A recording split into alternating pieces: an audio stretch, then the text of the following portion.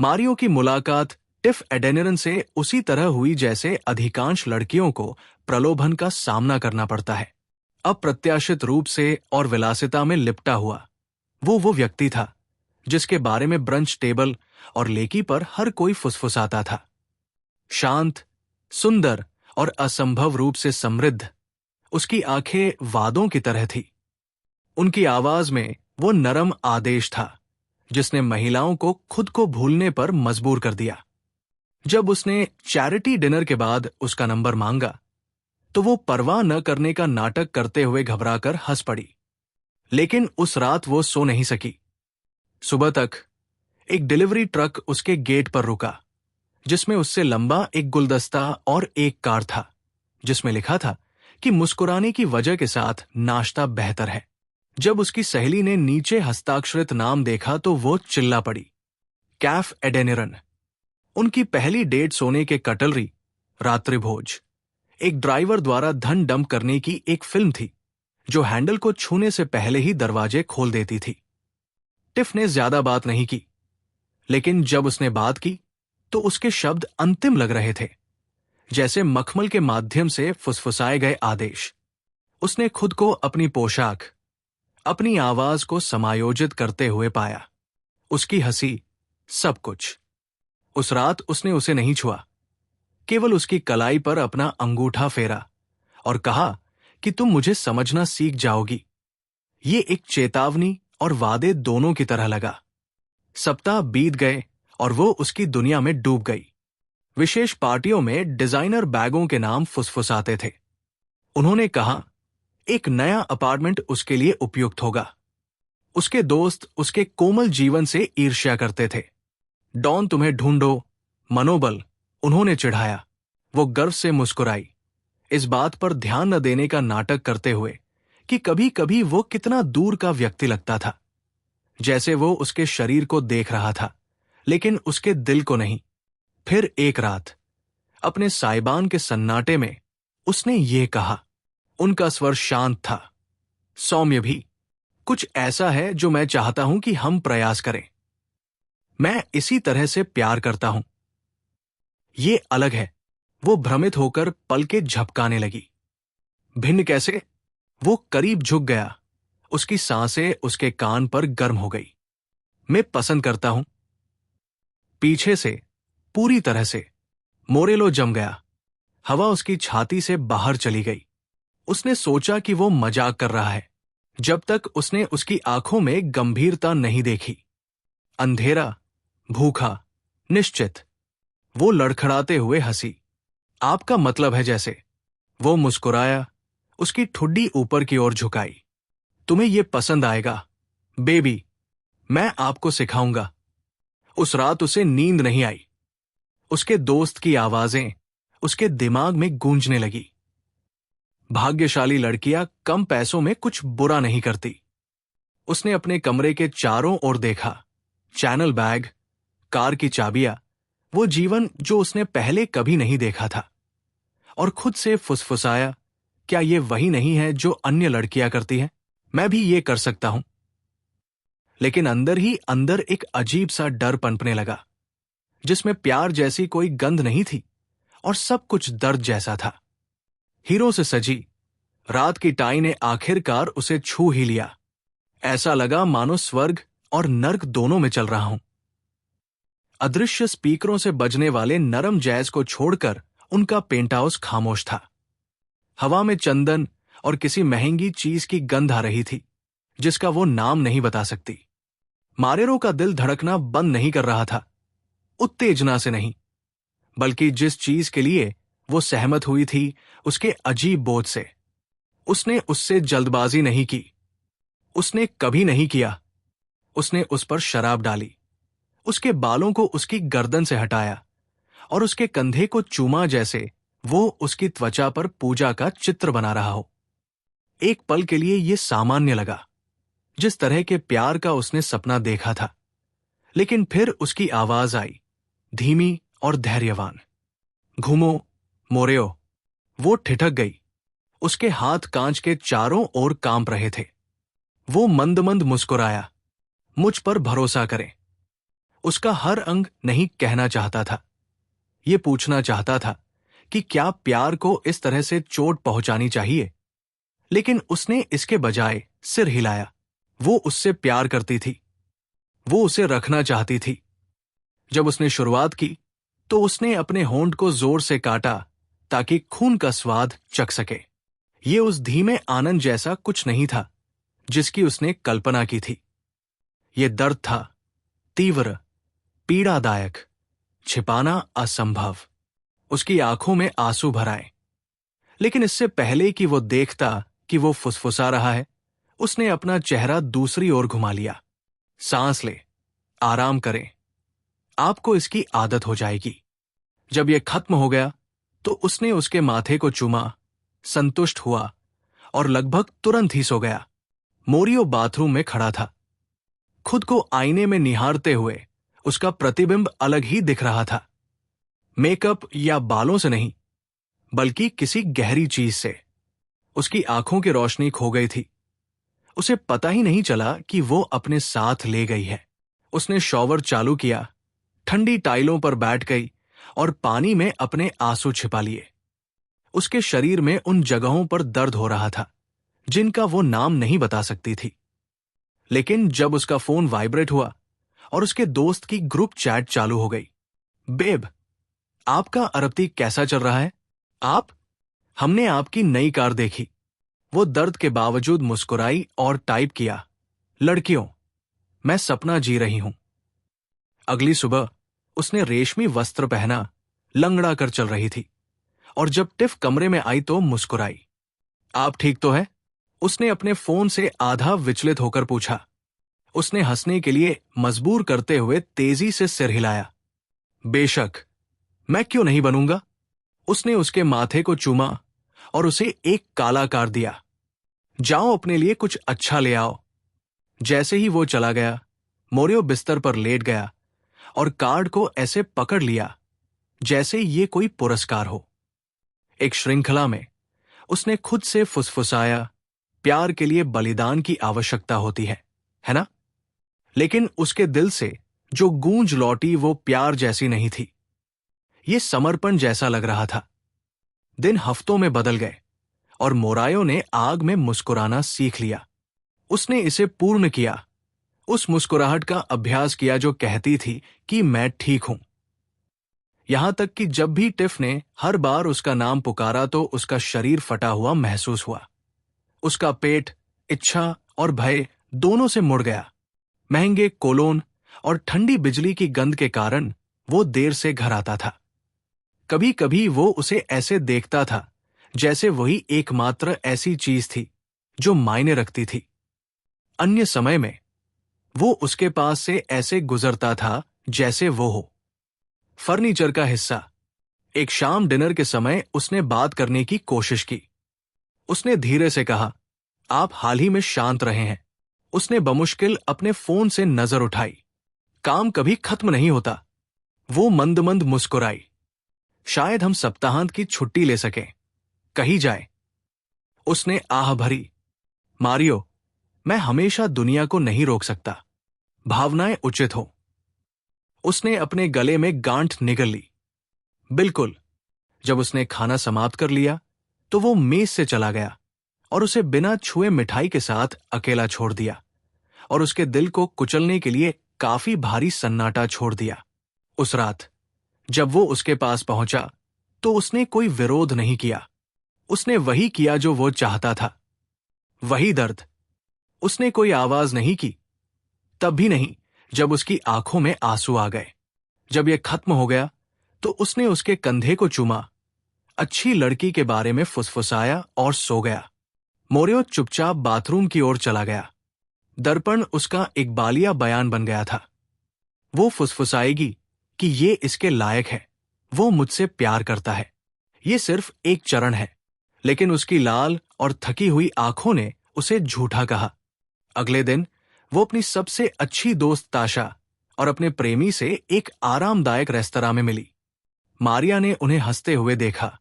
उंगलियां आपस में जुड़ी हुई थी, सिर करीब झुक रहे थे, जैसे कि जब बारिश होने लगी तो दुनिया में कोई और नहीं था। ताशा, चंचलतापूर्वक पागल हो गई और उसके प्रेमी ने अपनी जैकेट उसके कंधों पर फेंक दी, उसे गीली जमीन से उठाया और चारों ओर घुमाया। मारियो मुस्कुराया, लेकिन उसकी छाती दर्द से कस गई। उसे याद नहीं आ रहा कि आखिरी बार वो इस तरह कब हंसी थी। उसे याद नहीं आ रहा कि आखिरी बार कब टिफ ने कब्जा करने के बजाय गर्मजोशी से उसकी ओर देखा था। घर। वो काफी देर तक उसकी हवेली के बाहर अपनी कार में बैठी रही और अपनी खिड़की से बारिश की बूंदों को गिरती हुई देखती रही। उसने खुद से फुसफुसाया, शायद मैं बहुत ज्यादा मांग रहा हूं। शायद प्यार जब समृद्ध होता है तो ऐसा ही दिखता है। जब वो अंततः अंदर गई तो टिफ अपने अध्ययन कक्ष में कागजात पर हस्ताक्षर कर रहा था। जब वो अंदर आई तो उसने ऊपर नहीं देखा। उन्होंने कहा, आप देर से आए। उसने जबरदस्ती मुस्कुरा दी। यातायात। उसने गुनगुनाया। यहां आओ। उसने आज्ञा मानी। और ऐसे ही दर्द फिर से शुरू हो गया। धीमी, दर्दनाक रस्म जो अब उनके प्यार को परिभाषित करती है।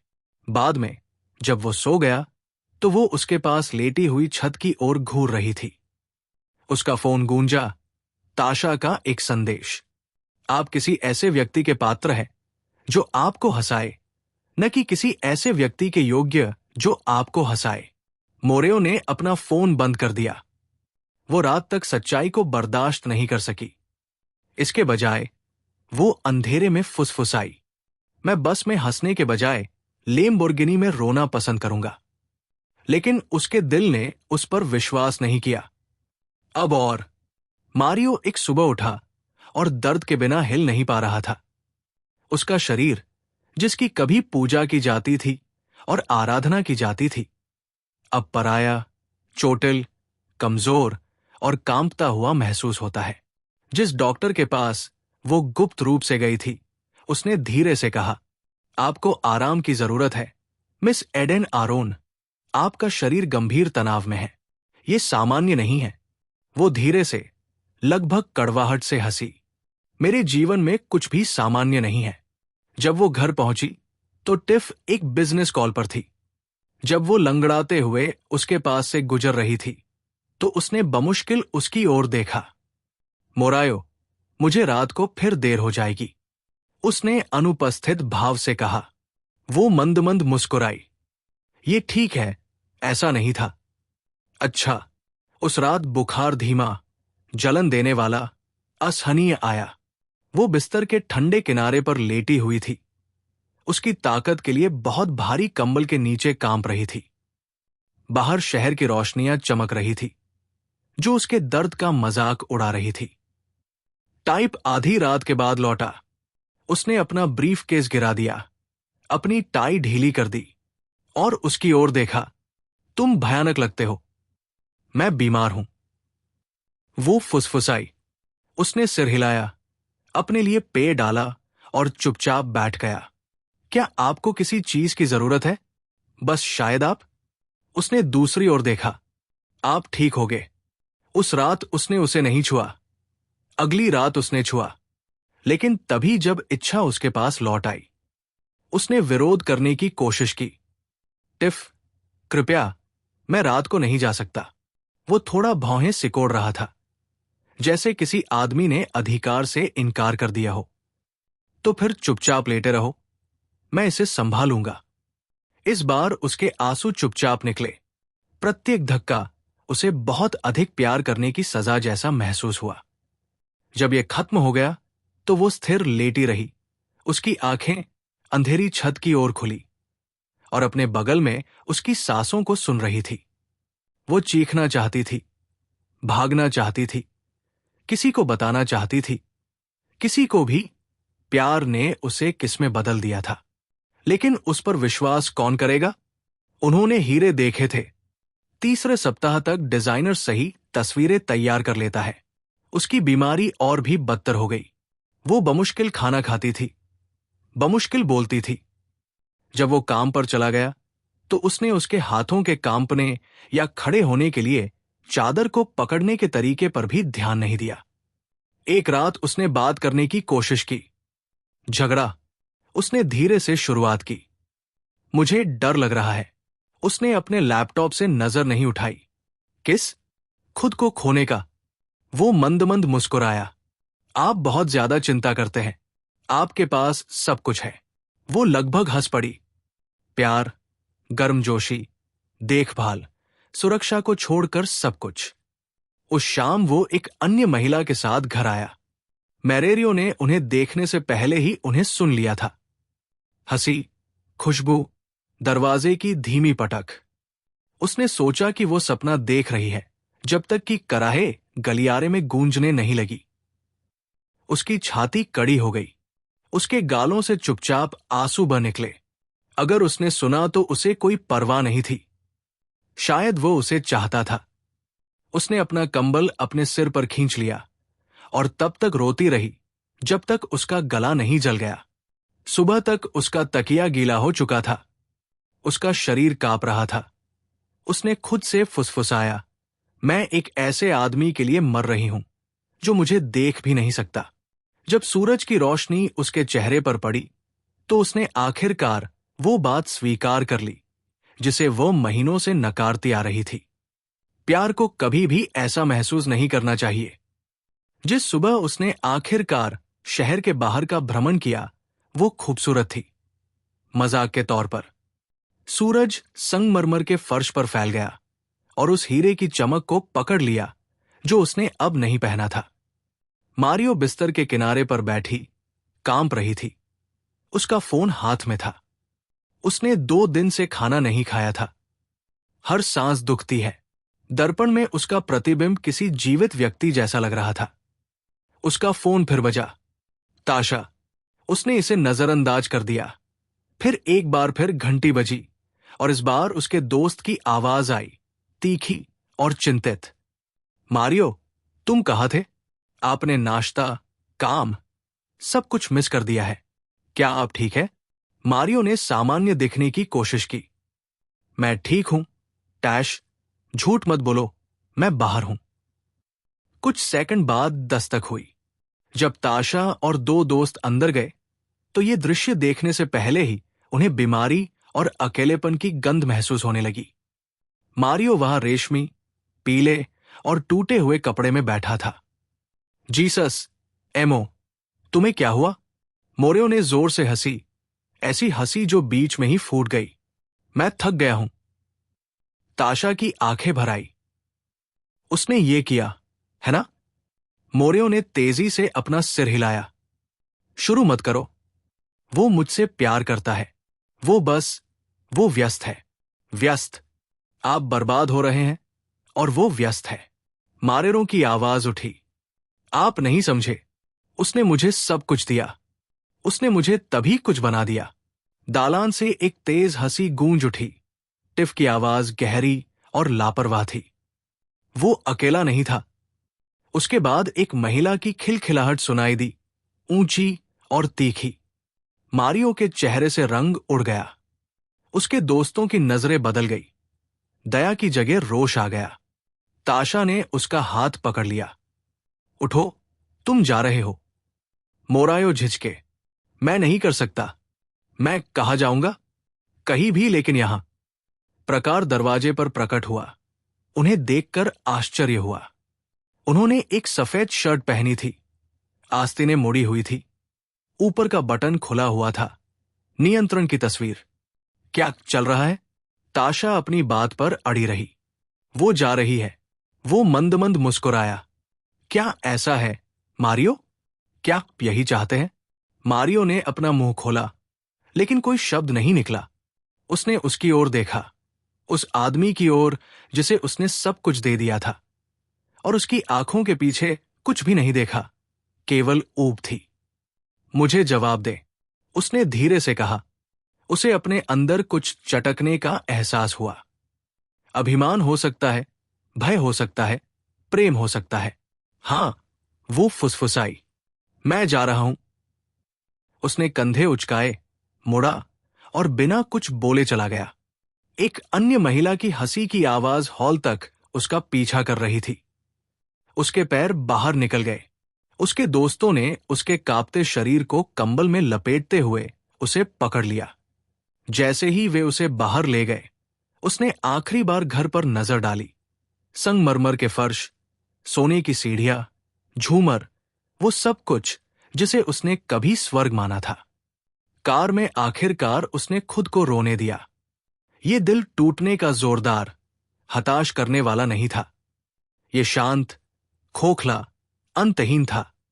किसी एक शोक की ध्वनि। खुद ताशा ने उसे अपने पास रखा और आंसुओं के बीच फुसफुसाते हुए कहा, आप देखिए, हमने आपसे कहा था कि अधिक प्यार इस तरह दुख नहीं देता। पैसा जो टूटता है उसे ठीक नहीं करता। मोरायो ने अपनी आंखें बंद कर ली। उसकी आवाज हल्की फुसफुसाहट थी। मैं जानता हूं, मुझे पता है। अब बाहर लागोस चलता रहा। ट्रैफिक तेज था। गूंजने के बाद जिंदगी चल रही थी। लेकिन उस कार के अंदर एक महिला फिर से सांस लेना सीख रही थी। अस्पतालों के पास सबसे गौरवान्वित आत्माओं को भी नम्र करने का एक तरीका था। बीपिंग मशीनें, एंटीसेप्टिक की गंध, पीड़ा की शांत गड़गड़ाहट, इन सभी ने वो सब कुछ छीन लिया जिसे मोरेयो ने कभी सुंदर कहा था। वो खिड़की के पास बैठी थी। प्राइवेट वार्ड के लिए कांच के माध्यम से फैलती सुबह की रोशनी को घूरते हुए उसका शरीर अब हल्का, कमजोर हो गया था। डॉक्टर ने क्षति, सुधार और आजीवन देखभाल के बारे में सावधान स्वर में बात की। एक शब्द एक निशान की तरह सामने आया, अपरिवर्तनीय। उसने अपनी हंसी को विलासिता के बदले अपने शरीर का सौदा अपनेपन से कर लिया था। एक ऐसे आदमी के लिए उसका टुकड़ा जो दर्द में होने पर भी उसकी आंखों में नहीं देख सकता था। ताशा अक्सर आती थी। वो कमरे को कब्र जैसा महसूस कराने से इनकार करते हुए फूल और हल्का संगीत लेकर आई। तुम बेहतर हो जाओगे, एमो। एक दिन तुम फिर हंसोगे, वो फुसफुसाई। मारियो मंद मंद मुस्कुराएगा, उसकी आंखें दूर होंगी। शायद, लेकिन उस तरह नहीं जैसे मैं करता था। उसे बिना किसी मदद के चलने में कई महीने लग गए। उसे पीछे मुड़कर देखने वाले प्रतिबिंब से नफरत किए बिना दर्पण में देखने में भी कई महीने लग गए। लेकिन उसने सीखा कि उपचार का मतलब भूलना नहीं है। ये बेहतर न जानने के लिए स्वयं को क्षमा करने के बारे में था। एक दोपहर अपने नुस्खे का इंतजार करते समय उसकी मुलाकात एक फिजियोथेरेपिस्ट कॉनेल से हुई। दयालु आंखों और हल्की हंसी के साथ। वो उसकी कहानी नहीं जानता था। उसे उसके अतीत की परवाह नहीं थी। जब उसने अजीब तरह से समझाने की कोशिश की कि वो किस दौर से गुजर रही है, तो उसने बस इतना कहा, हम सभी अलग अलग तरह से टूटे हैं। महत्वपूर्ण ये है कि आप टुकड़ों के साथ क्या करते हैं। वो कभी भी बिना पूछे उसे नहीं छूता था। कभी उसकी ओर भूख से नहीं देखा। जब वो बोलती थी तो वो सुनता था, वास्तव में सुनता था। और लंबे समय में पहली बार उसे लगा कि उसे देखा गया है, उसका उपयोग नहीं किया गया है। फिर भी शूरवीर कठोर थे। कभी कभी वो कांपती हुई उठती थी। टिफ की ठंडी आवाज की यादें गूंजती थी, मारियो। लेकिन इस बार उसने अपने आप में फुसफुसाते हुए सांस ली, मैं हूं। महीनों बाद वो उसी खिड़की पर खड़ी हुई जहां उसने एक बार शहर की रोशनी देखी थी और रोई थी। इस बार वो मुस्कुरा दी। उसने हीरे नहीं पहने थे। उसका शरीर पूर्ण नहीं था। उनका जीवन ग्लैमरस नहीं था। लेकिन वो आजाद थी। अपनी पत्रिका में उन्होंने वे शब्द लिखे जो उनका शांत मंत्र बन गए। मैंने एक बार सोचा था, आप जो सहते हैं उससे प्यार साबित होता है। लेकिन सच्चा प्यार कभी सबूत के तौर पर आपके दर्द की मांग नहीं करता। और जैसे ही उसने अस्पताल से बाहर सूरज की रोशनी में कदम रखा, नाजुक, स्वस्थ, पुनर्जन्मित, मारेरो को अंततः समझ में आया कि किसी ऐसे व्यक्ति के साथ बस में हंसना बेहतर है जो वास्तव में आपसे प्यार करता है। लेम्बोर्गिनी में किसी ऐसे व्यक्ति के साथ रोने से बेहतर है जो आपसे प्यार नहीं करता।